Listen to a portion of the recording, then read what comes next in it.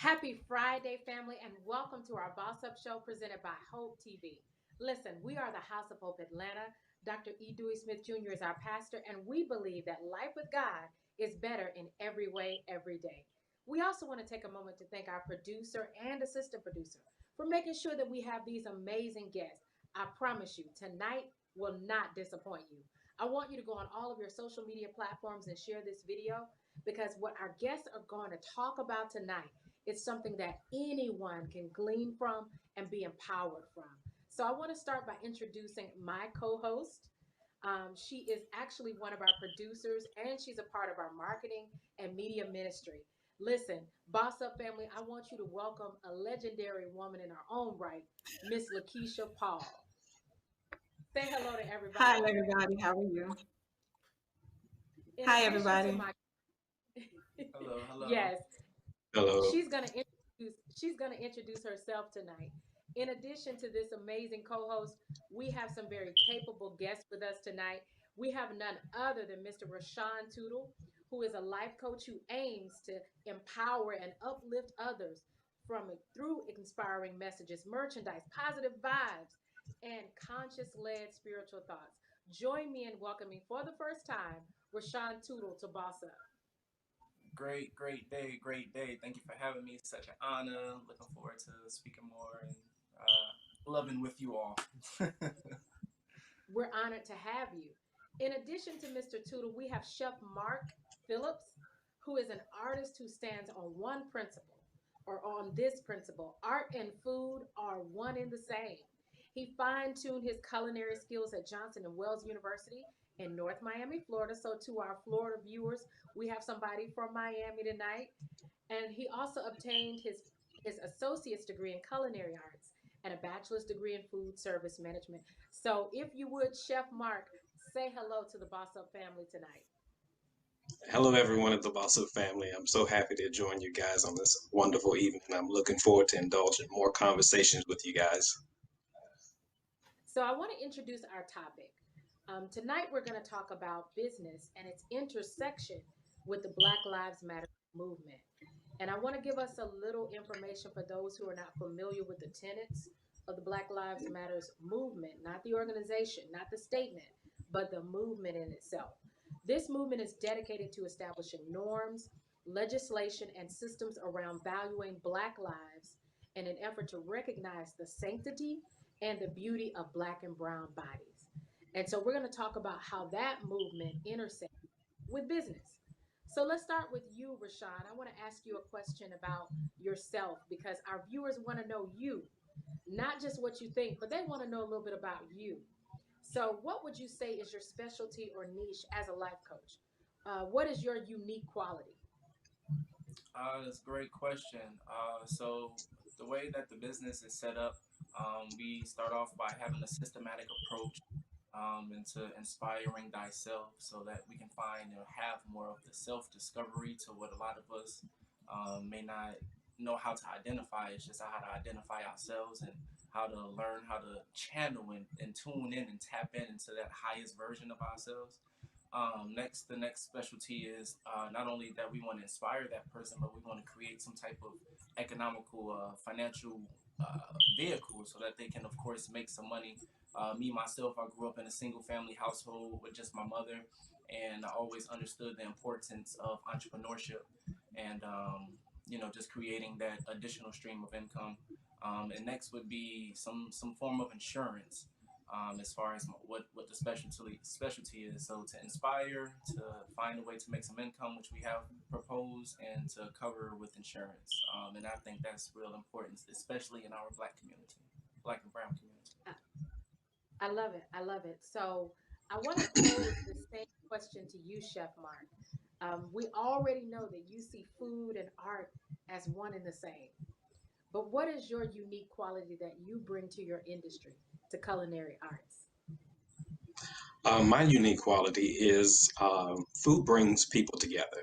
So I like to do that and take it on an elevated version. So it's bringing, whether it's family, friends, business, co-workers, or whatnot, my specialty is bringing people together over food for an enjoyable time. So therefore, I can have a good time, break bread, and hopefully make money with one another. Now, I'm going to pitch it to my co host to ask the next question, but I want to hang out there for a minute. In a season of social distancing, how are you using your art to bring people together? I'm using it by doing videos, more videos, teaching people how to cook things at home because we have a lot more time than most of us choose to right now. So I've been doing live videos, providing people with more recipes, and also, communicating with other chefs so we can figure out our next chapter. So therefore, we can all just kind of grow in this unpromised times of what it's going to be like. So that's pretty much thing, providing content for people to, come into my world a little bit. Oh, Nice. that's great. Okay, since you're already speaking, Chef Mark, we're going to go ahead and start with you. And I want to know, how did you get into this industry? Did this industry choose you, or did you choose this industry? Um, say the industry chose me because I've been around food my entire life, from aunts and uncles in the kitchen to my uncle having a farm in the backyard with chickens running around. So it's kind of always been around. I just decided to take it on a more institutional level, as far as getting training, getting formal training, going to class, going to school, and eventually working my way up the ranks. So that's kind of how I got into it. So therefore, I wanted to take it and expound about it with the different cultures I've been exposed to. So that's how I got it from that point. Okay, okay, I understand that. Now, Yeah. Rashad, did you choose your industry, or did it choose you? How did you get into the field that you're in? It's quite interesting. It's not the most favorable story, but it is something that is direct and aligned with God. So the birth of my company, which is Blessed Energy, is due to the death of my middle child. So at that time, I didn't know what blessings was. Like prayer was very challenging for me. I've always been in the church and grew up that way. But at that time of losing my child and the whole process of everything, I really didn't understand what that term meant. And my body lacked energy, and I didn't know what energy meant. Physically, spiritually, mentally, I didn't know what those two terms meant. So I kept battling myself, like, what is a bless? What is an energy? Through these times of like pulling myself out for years.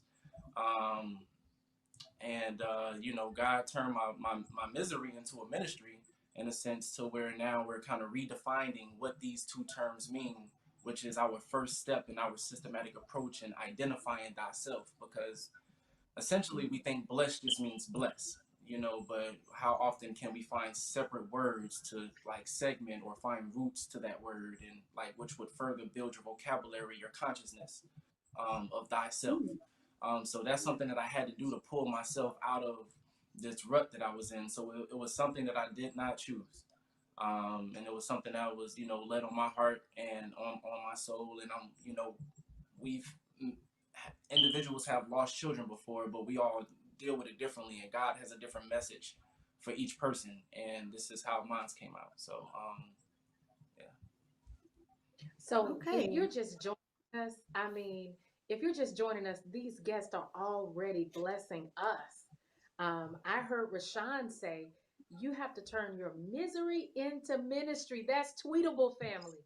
If you're just joining us, I need all of our viewers to share this on all of your social media platforms, invite your friends, because our guests are sharing some valuable truths that can help us build up our confidence and build our sense of encouragement as business owners. So I want to thank you, Rashawn. That was powerful.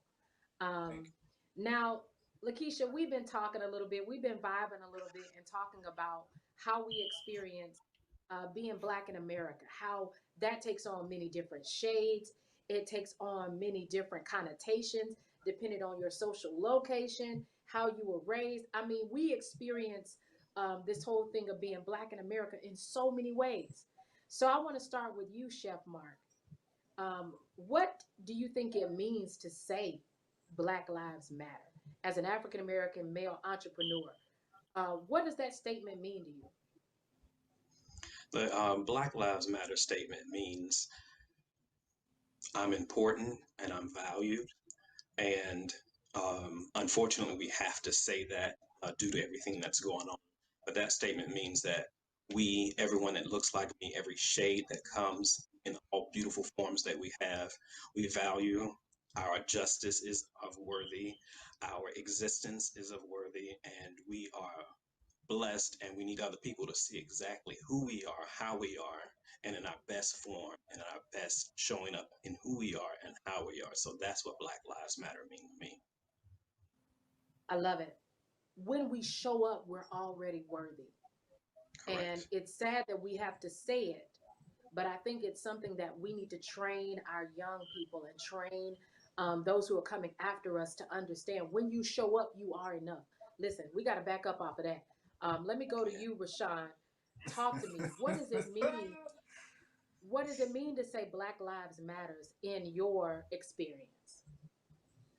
Ah, as myself and Chef are black men in this world, in this country, we graduated, from school, and we went the American dream route. Go to school, get good grades, get a job, and kind of work in this made up society that uh, you know white is right, black is wrong. And the darker your skin, the more violent you are, the more aggressive you are, and things of that sort. So Black Lives Matter is putting a lot of more attention on our intelligence. It's putting a lot of attention on our history. It's putting attention on culture as far as where our ancestors come from. Now we can pay a little bit more attention to the ancient times and really bring out the reading within scriptures even more, to even look at the color of the people in the region and things of that sort. And that's how it's kind of like affected me a lot more as being a father. Also, I always have to educate my children on, you know, what to say, in times when you have an authority that's, trying to authorize you in a sense, to how to just shut your mouth sometimes. Because even though you might be right, your color is already giving you a strike. And I think that's something that you know that we had to learn from during these protests and things of that sort. That our growth as a community depends on our knowledge as a people also.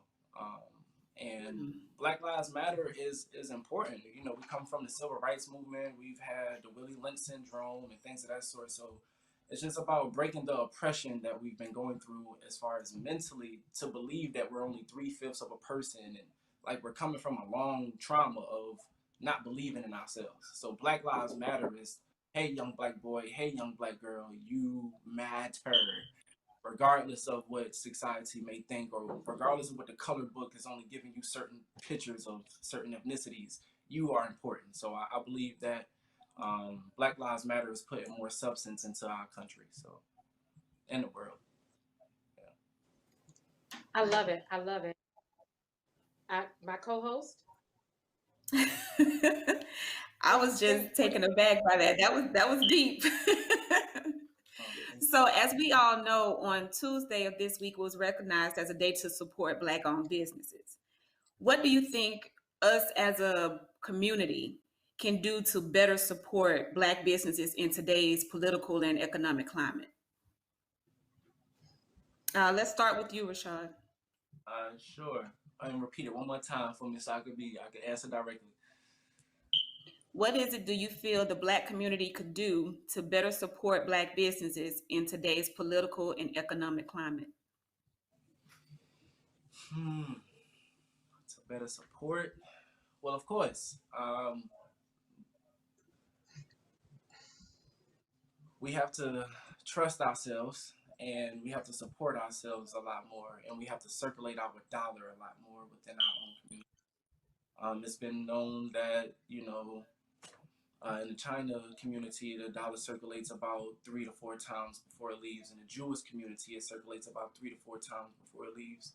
And I think with the understanding and the knowledge that we have with our households, that we have with our neighbors, that we have with our church family, and things of that sort, that if if my friend, if Miss Jennifer is selling peach cobbler, and I know that down the street they may be selling the same thing at a store that's already established, and we don't know the founders, and we would never be able to know the founders. Why wouldn't I support, my sister, and in regards to putting money into her family, putting money into her, circular wealth that she's building. So supporting black businesses is not neglecting our, other ethnic friends, but it's just about standing more firm into supporting one another. So um, I think that's important. Just circulating our dollar more, like thinking about when I want to eat food, like who's like I know Chef, we got Chef on board now. So if he has any meals that's like specialty for the week, to make sure that my family is supporting that, like in any type of way. So I think that's how we can give back to ourselves as black owners. Okay, I do have a follow-up question for that, but before we get to the follow-up question, I want to give Chef Mark an opportunity to answer. I believe the best way we can do, especially because we're in a tech and social media stage, is share, support links, whether it's a product you can use or not for yourself. I think it's important to give people access who may not, that may be in your network, that does not know anything about a product or a business or mental health, everything that we can offer as a collective, as the black community. Share it and put your money where your mouth is. It's easy to share, but go ahead and support, donate, buy a product. That's what I believe that's the best thing. We can share what the content is, but we can also purchase and give more people exposure to what we have as offer, because we have a lot of great things that we offer as individuals and as a collective community. So share, support, and put your money where your mouth is the biggest thing I can say. As my co-host Pastor Carter would say, now that's tweetable. So the follow-up question that I had was, in our black community, the term that is used is hookup.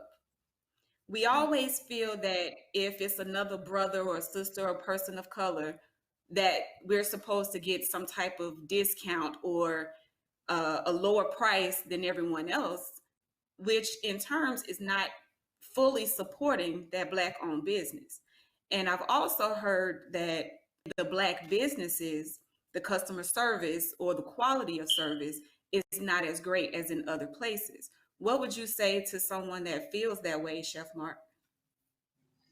Um, Although that may be true for some, it's not true for all. So I would say, if when people are approaching that, it's best to come with a open mind and standard that someone can achieve more, because I pride myself on, there's the devil in the details, or it's attention in the details. So I'm on time, the product is going to be good, because I am representing a form of the black race, but also representing myself. So therefore, I want my product to come across a certain way, so I get repeat clients.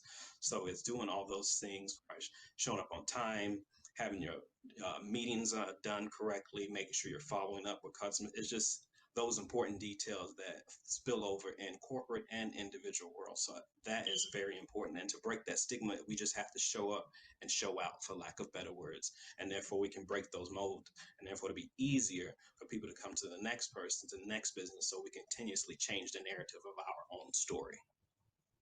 Oh, that's great. That's great. Beautiful. Rashawn, what would you say about that?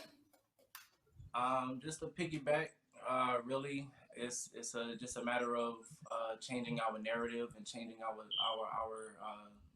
thought process. A lot of it is, generational, can be passed down, just like hereditary like attitudes and little stuff like that. But being able to like see the will in a person, and knowing that it's important for us to understand that we have the opportunity to educate ourselves to be better than what the stigma has, placed us at, or what, we have been, I guess, exposed to in the past with our fellow brothers and sisters, with bad service and stuff like that. But yeah, I believe that it's just come down, like, if you just keep one word in your head, quality, and just work on quality and having a pure heart. I feel like that stigma can definitely shift, and just keeping good communication and things of that sort. So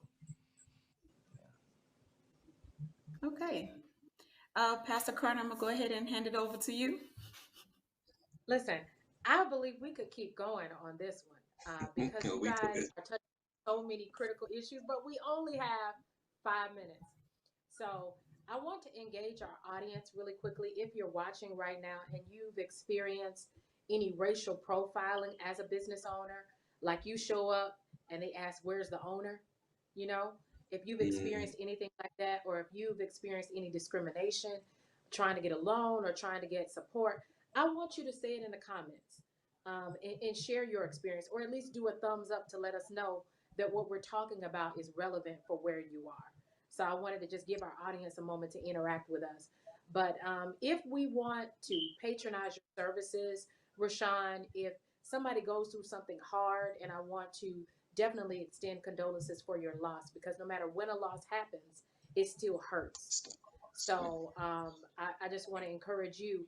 But if someone else is going through a hard thing and they want to know how to link up with you and how to get some of that positive energy you've been pushing during this conversation, how can we reach you? How can we find you? great question. So my Instagram is bless BLESS underscore energy, the number one. Startup company, but you can always inbox. I do have a website, www.blessenergy.org. You can add your information in, and then you'll be able to receive updates. I'll have your contact information to reach out to you, and you can leave a message all within the same. So if there is, a situation, or if you just need to talk, I've been to the lowest. So I understand the roughest sides of life, and just having that communication and having that air is what's, and having resources that if I don't have the answers, that I'm already connected to somebody else who can get what you need. But the tag is bless underscore energy one, and the website is blessenergy.org. Thank you. Thank you. I appreciate you being transparent with us. And Thank I you. want to emphasize something you said. Listen, if you're going through a tough time as a business owner right now, we want to encourage you. You can turn your misery into ministry, according to Mr. Rashawn. So I want to ask you, Chef Mark, I already told you I want to link up with you after the call is Yes. over because I feel some crab cakes in my spirit, and I want to know how I can get some catering services. So I want to ask you, how can we find you if we want to reach out to you?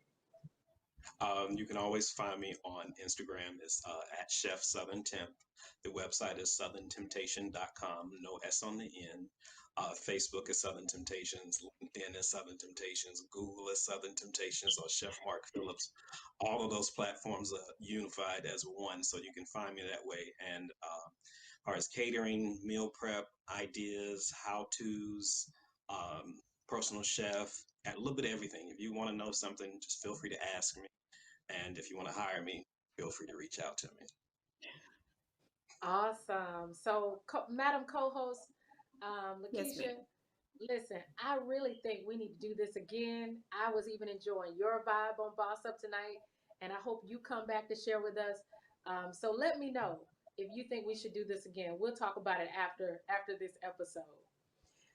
Listen, family, we are the House of Hope Atlanta. Dr. E. Dewey Smith Jr. is our pastor, and we believe that life with God is better in every way. Have a wonderful weekend. And listen, if you are good to God, I promise God will be good to you. See y'all next week.